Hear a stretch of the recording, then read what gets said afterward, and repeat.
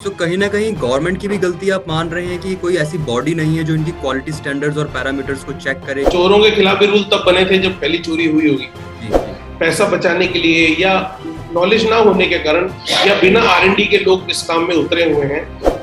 तो आप ये कहना चाहते हैं कि ओला जैसा बड़ा ब्रांड, प्योर ईवी और ओकिनावा जैसे बड़े ब्रांड्स भी अपनी आर-एन-डी में कहीं न कहीं सही से काम नहीं कर पा रहे हैं और चीप क्वालिटी प्रोडक्ट देने के होड़ में वो एक सही प्रोडक्ट नहीं लगा रहे हैं? मैं चाहता हूं कि ये वीडियो अगर लोगों को दिखे, अगर लोग इसको थोड़ा सा भी समझना शुरू करें, तो अपनी इलेक्ट्रिक व्हीकल की जो लिमिटेशंस हैं उसको जानें। तो सर जो एलएफपी बैटरी है और एनएमसी बैटरी है, इसमें कॉस्ट में इनका कितना डिफरेंस रहता है? हमारे बर्फ तो गिरती नहीं होगी, जी। हम -20 डिग्री में तो नहीं रहते।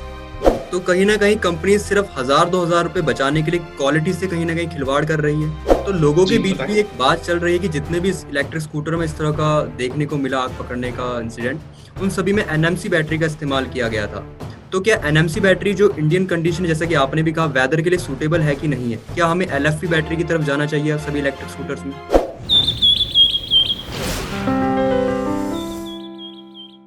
ये नहीं होना चाहिए। तो कहीं न कहीं कंपनी सिर्फ 1000-2000 रुपए बचाने के लिए क्वालिटी से कहीं न कहीं खिलवाड़ कर रही है। नहीं, मैं इसको दूसरे रूप में भी कहना चाहता हूँ ना, यहाँ से अगर गाड़ी बेच रहा है, हुँ, 1 लाख की गाड़ी में उसने भरपूर पैसा कमाया है, वो उनको खुद भी शायद नहीं पता होगा, जो जी, मैन्युफैक्चरर है शायद पता होगा कि एनएमसी का बिहेवियर ऐसा हो सकता है या ऐसा होता होगा, क्योंकि ये एक ऐसी टेक्नोलॉजी है जो कॉपी पेस्ट हुई है बाहर से। ये जी। चाइना से गाड़ियां बन के आई हैं हुँ, मोस्टली, या किसी और कंट्री से भी आई हैं। हुँ, वो एक कॉपी पेस्ट टेक्नोलॉजी है। हुँ, उस टेम्परेचर जो वहां पर टेम्परेचर, वो ठंडे देश है, ठंडे प्रदेश है, वहां से कॉपी पेस्ट हिंदुस्तान में कर दिया गया है, हुँ। जो गलत हुआ है। उसके ऊपर R&D होनी चाहिए, एक रिसर्च होना चाहिए, रिसर्च होने के बाद उसको लॉन्च करना चाहिए। कहीं ना कहीं शायद सरकारें भी बहुत आसानी से इसकी मैन्युफैक्चरिंग के लिए अप्रूवल दे रही हैं, परमिशंस दे रही हैं। कहीं कहीं ना कहीं कुछ तो गड़बड़ है। क्यों हमने R&D के ऊपर इतना फोकस नहीं किया? क्यों हम यूरो 1 से लेकर के यूरो 6 तक आते आते हमने 1000 तरह के कंडीशंस कंपनियों पर लगाए थे, उसका असर दिख रहा है। आज से 15 साल पहले हम व्हाइट शर्ट पहन के सड़कों पे निकलते थे तो शाम को ग्रे कलर होके वापस आते थे, लेकिन आज वो यूरो 6 गाड़ियां चल रही हैं, हम व्हाइट शर्ट पहन के जाते हैं और व्हाइट शर्ट पहन के वापस आते हैं। जी, वो वो जो टेक्नोलॉजी है उसका जो, मैं कहता हूँ जिस तरह टेक्नोलॉजी अपग्रेड हुई है, जिस तरह से उसमें काम हुआ है, वो इलेक्ट्रिक व्हीकल्स में भी उतना ही इंपॉर्टेंट था। उसकी रिसर्च में, उसकी डेवलपमेंट में कंपनीज को भी ध्यान देना चाहिए था। सो कहीं न कहीं गवर्नमेंट की भी गलती आप मान रहे हैं कि कोई ऐसी बॉडी नहीं है जो इनकी क्वालिटी स्टैंडर्ड्स और पैरामीटर्स को चेक करे कि किस तरह की बैटरी, किस तरह के कंपोनेंट्स इसमें लगाए गए हैं प्रोडक्ट्स में? शायद गलती नहीं कहूंगा, इग्नोरेंस हर तरफ है। ये गलतियां करते हैं, होती हैं, और गलतियों से हम सीख के आगे बढ़ते हैं। जी, और इतिहास रहा है इन बातों का कि जब भी कोई रिवॉल्यूशन आया है तो कुछ ना कुछ होने के बाद ही आया है। जी, भाई, रूल्स तभी बनते हैं जब कुछ गलती होती है, रूल्स तभी बनते हैं। चोरों के खिलाफ भी रूल तब बने थे जब पहली चोरी हुई होगी। जी। जब तक हमें पता ही नहीं है कि चोरी होती होगी या हो सकती है, तो रूल क्यों बनेंगे? तो बड़े-बड़े तो ब्रांड्स कहीं न कहीं चोरी कर रहे हैं। नहीं, चोरी नहीं कर रहा, कोई चोरी नहीं कर रहा, इग्नोरेंस हो रही है। इग्नोरेंस। R&D पे थोड़ा सा ध्यान दिया जाए, जी, और हजारों गाड़ियों में एक गाड़ी अगर ऐसा करती है तो उसको हम ये नहीं बोलेंगे कि बड़ी कंपनियां चोरी कर रही हैं। ये बिल्कुल गलत स्टेटमेंट है, जी, ये नहीं है। जी। तो मैन्युफैक्चरर्स को किन बातों का ध्यान रखना चाहिए सर? हाँ, ये एक जायज क्वेश्चन है कि मैन्युफैक्चरर्स को सबसे पहले मैन्युफैक्चरिंग में सिर्फ असेंबली से ज्यादा R&D पर भी ध्यान देना है। जी, अभी असेंबली होती है, हमने मोटर कहीं और से मंगा ली, बैटरी कहीं और से मंगा ली, चेसिस बना ली, उसमें असेंबल करके हमने मार्केट में उतार दिया। जी, हमने उसको, उसके ऊपर R&D क्यों नहीं? जी, हमने क्यों नहीं समझा कि इसका रिपरकशन क्या हो सकता है? उसके रिपरकशन की जानने की जिम्मेदारी भी हमारी है एज एन R&D एक्सपर्ट। अगर हम लोग काम नहीं करेंगे हुँ। तो फिर मतलब कोई कोई फायदा नहीं रह जाएगा उसको लॉन्च करके, उसको बेच के। ठीक है, सब कंपनियां कमाती हैं, लेकिन छोटा सा एक पोर्शन अपने इन्वेस्टमेंट का R&D में रखना इंपॉर्टेंट है। जी, उसको रखेंगे तो उनको खुद समझ में आएगा। कई बार ये जो इग्नोरेंस कहते हैं जिसको, या इसको हम छोटी सी एक लापरवाही कह सकते हैं कि यार शायद उतना उसके ऊपर फोकस नहीं किया गया, डिमांड ज्यादा दिखी तो प्रोडक्शन शुरू कर दी गई। हर कंपनी ने ऐसा ही किया, प्रोडक्शन चल रही है, लोग उसके ऊपर खूब काम कर रहे हैं, लेकिन कहीं ना कहीं जो जरूरी था R&D, एक नई एनवायरनमेंट में, एक नई इकोसिस्टम में, उसकी कहीं ना कहीं कमी रही है।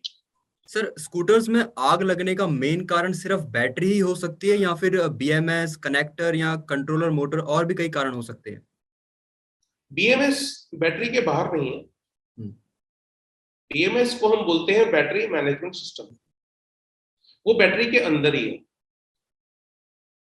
कंट्रोलर एक बाहर लगा हुआ आइटम है, लेकिन बैटरी के अंदर सेल्स प्लस BMS, ये दोनों मिला करके एक बैटरी बनती है। हम्म, अब अगर वो BMS के कारण हुआ है या वो सेल्स के कारण हुआ है, वो चीजें डेफिनेटली जो भी फोरेंसिक एक्सपर्ट्स इसमें काम करेंगे, जो और एक्सपर्ट एजेंसीज काम करेंगी, वही समझ पाएंगी। BMS एक प्रकार का स्विच लगा हुआ है अंदर, उसका काम है स्विच ऑन या स्विच ऑफ करना। जी, BMS को एक पैरामीटर दिया जाता है, सॉफ्टवेयर के थ्रू एक पैरामीटर दिया जाता है। जी, वो पैरामीटर से नीचे अगर बैटरी का स्टेटस जाएगा तो वो ऑफ हो जाएगा, जी, उसके ऊपर जाएगा तो वो ऑफ हो जाएगा। उसको एक सेफ लिमिट दी गई है, उसके अंदर ही वो काम करता है। जी।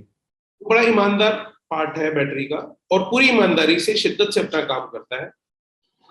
तो मुझे नहीं लगता कि हमें BMS को दोषी ठहराना चाहिए। जी। अगर हम ज्यादा से ज्यादा लिथियम आयन बैटरीज की मैन्युफैक्चरिंग भारत में करने लगे तो क्या उससे समाधान हो सकता है? मैं यहाँ एक सवाल आपसे पूछूंगा कि लिथियम आयन से आपका इशारा पूरी लिथियम केमिस्ट्री की बात आप कर रहे हैं, कि या फिर और जनरल लोगों की तरह आप भी लिथियम आयन मतलब NMC बोल रहे हैं? नहीं, मैं लिथियम आयन सिर्फ NMC नहीं, LF, जो इंडियन वेदर को सुटेबल बैटरी हो। करेक्ट। जी, तो उसके ऊपर काम करना चाहिए। जी, NMC में एनर्जी डेंसिटी ज्यादा है, जी। वो एक छोटे पैक में ज्यादा एनर्जी डाल सकता है NMC। तो उसके ऊपर काम करने की जरूरत है, उस पर काम इस लेवल तक करने की जरूरत है कि ये अपने ऑपरेशंस के टाइम पर टेम्परेचर को मिनिमाइज रखे, टेम्परेचर को उतना ना बढ़ाए। जी, देखिए हर हर इन्वेंशन इन्वेंशन कैसे होती है? हम्म, जब जरूरत होती है।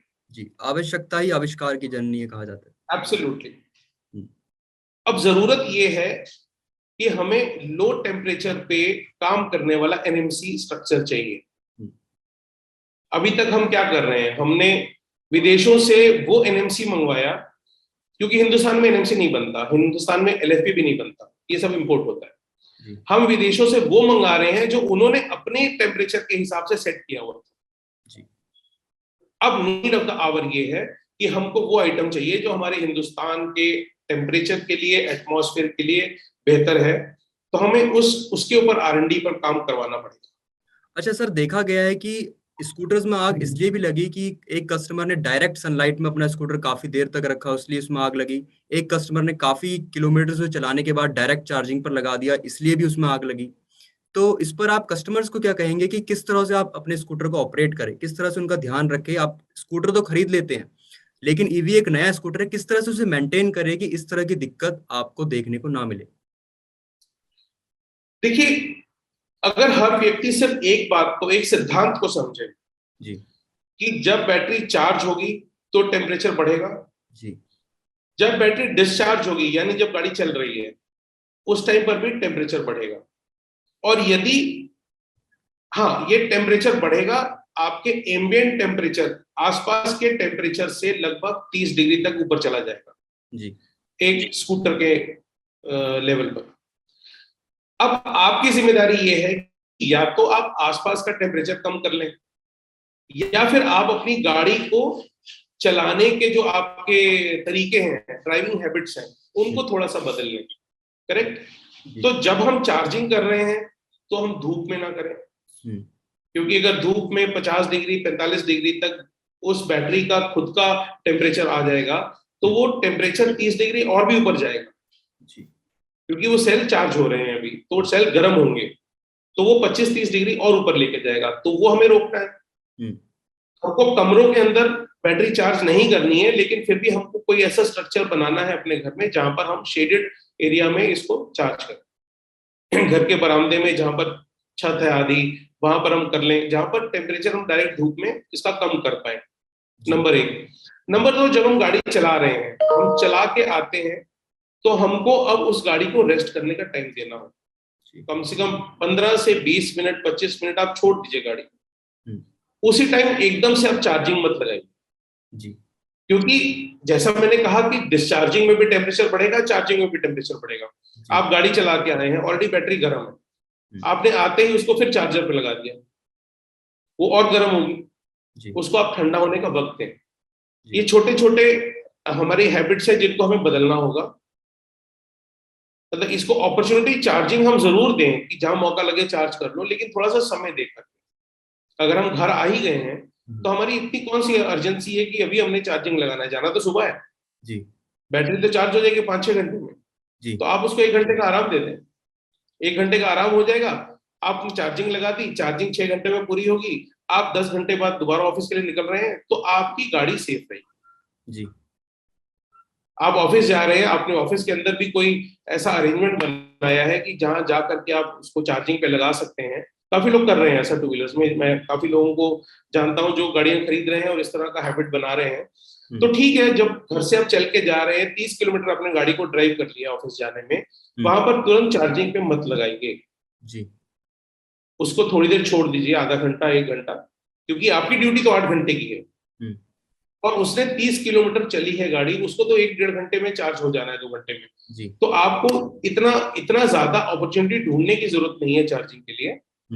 आपको थोड़ा सा ठंडा रखना है गाड़ी को, बैटरी को चलाते समय, चार्ज करते समय there should be a gap. इन बातों का ध्यान रखें, बेसिक बातें हैं, इनका ध्यान रखें। जी। सर देखिए, अगर एक इलेक्ट्रिक स्कूटर जलता है तो चलिए इंश्योरेंस से आप क्लेम कर सकते हैं, लेकिन तमिलनाडु के वेल्लोर में एक आदमी ने अपना इलेक्ट्रिक स्कूटर घर के अंदर चार्ज पर लगा दिया था, जिससे एक शॉर्ट सर्किट हुआ और वो पूरा स्कूटर जल पड़ा। उसके बाद जब वो बचने के लिए अपनी बेटी को लेके बाथरूम में छिप गए तो धुआं इतना हुआ कि वो घुटन से मर गए।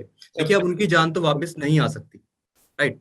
लेकिन सभी लोग और इस तरह का मैनेज भी नहीं कर पाएंगे कि उनका इलेक्ट्रिक स्कूटर एक वो एक अलग से जगह बनाए जहां पर वो घर के अंदर है, किसी कमरे के अंदर चार्ज लगाए, धूप में उनको धूप में उनका इलेक्ट्रिक स्कूटर चार्ज पर ना लगे।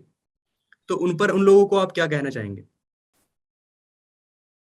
देखिए साहब, अब हम इलेक्ट्रिक स्कूटर अगर 1 लाख का खरीद सकते हैं हम्म, तो हमें ये अरेंजमेंट बनाना बहुत इंपॉर्टेंट है। जी, हिंदुस्तान में क्या, दुनिया में हर जगह पर ह्यूमन लाइफ की कोई कॉस्ट नहीं होती, ये सब जानते हैं। जी, अपना कोई जाए उससे अच्छा है कि हम अरेंजमेंट्स बनाएं। जी, हम क्यों, आज आप इन्वर्टर्स अपने घर के अंदर क्यों नहीं रखते हैं? क्योंकि लेड एसिड बैटरीज जब चार्ज होती हैं तो फ्यूम्स निकालती हैं।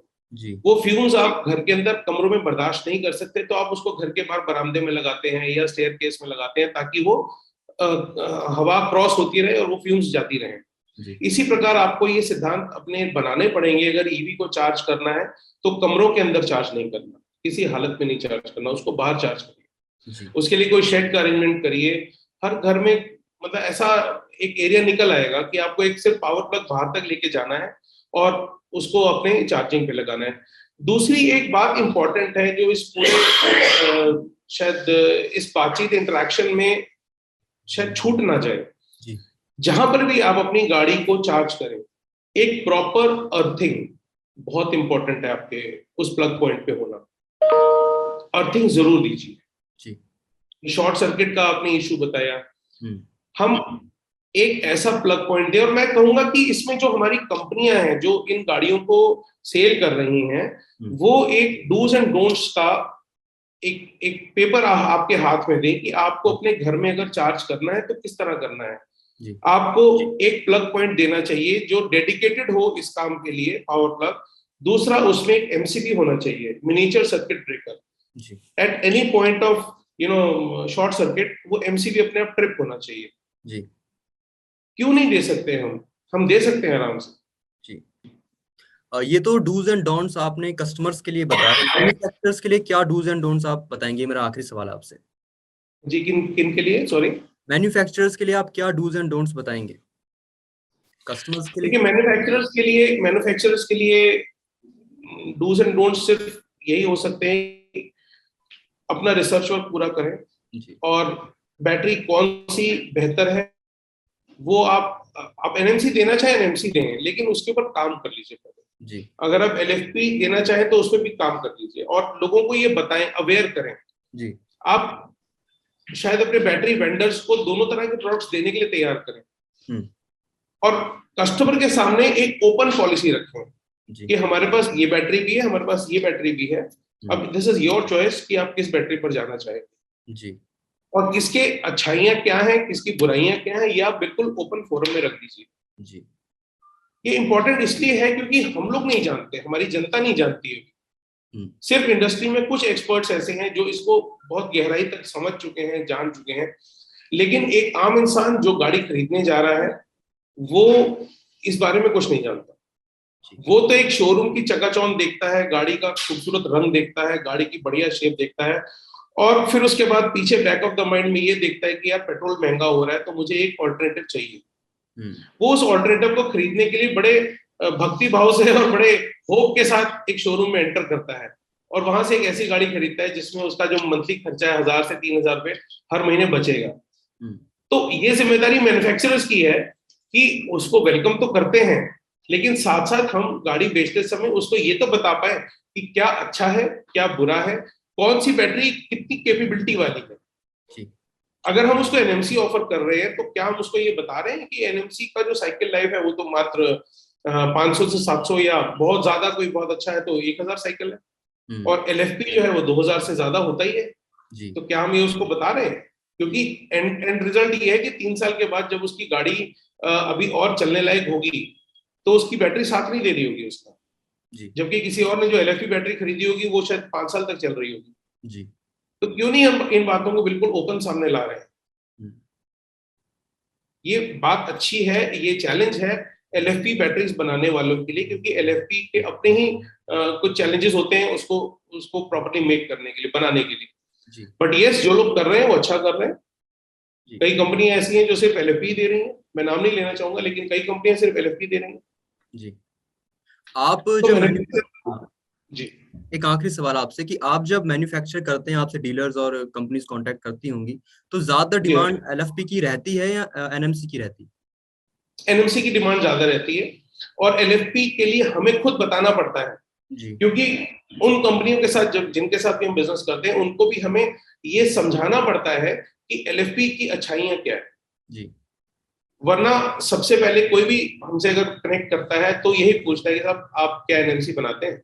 हम्म हाँ, ये मैं जरूर इस बारे में बोलना चाहूंगा कि जो कंपनी हमारे साथ जुड़ी हुई हैं उनमें से कई कंपनियों ने हमारी बात को समझा है और उन्होंने एनएमसी डिमांड की थी लेकिन एलएफपी लेना शुरू किया हम्म और वो सभी अच्छे खुश हैं और उनके कस्टमर्स भी खुश हैं। जी सो धन्यवाद सर, अपना इतना कीमती समय हमें देने के लिए। और दर्शकों, ये थे विकास ब्रोका जी, जिन्होंने बताया कि किस तरह की बैटरीज आपको खरीदनी चाहिए, क्या आपको डूज एंड डोंट्स फॉलो करने चाहिए एक इलेक्ट्रिक स्कूटर खरीदने के लिए। इसी के साथ मैन्युफैक्चरर्स के लिए इन्होंने भी जानकारियां दी।